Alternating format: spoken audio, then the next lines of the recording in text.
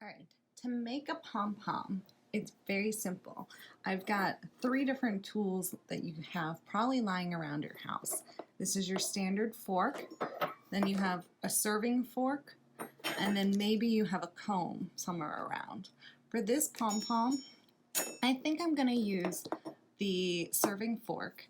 And generally what I would suggest to you that is if you're going to use a thicker string, go with a wider tooth comb rather than the smaller comb. You're just going to make your life a lot easier that way.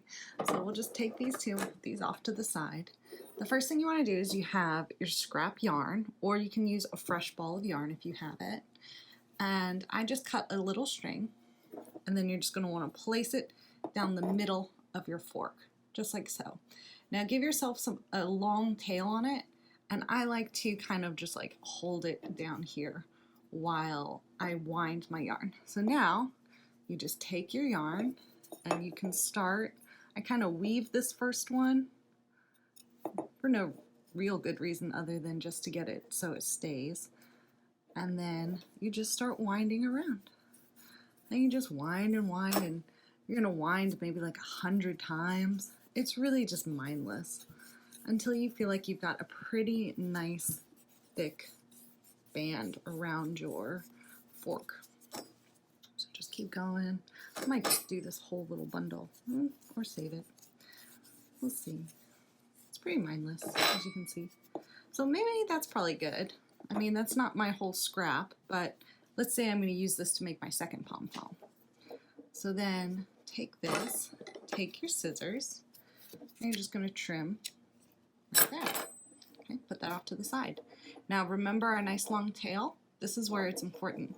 You're going to come up, and I like to just come from the back like this and lay it flat, just because it makes things easier. Cross your strings and tie as tight as you can in a knot, just like so. Okay. And I double knot it. Ta-da. All right, so that's it so far.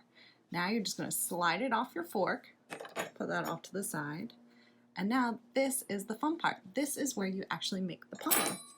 So take your scissors and just trim the loops. Just cut them like so. Okay. It might not look like much yet, but just wait. Okay, so once your loops have all been cut, this is where I like to roll it in a ball. Ready? And then I like to see what is sticking out weird. So like that one's sticking out weird, so we'll give a little trim there, a little trim here. This has a little piece sticking out weird. That one too. And then now, just roll in a ball, just like dough, and then open it up, and you have pom-pom.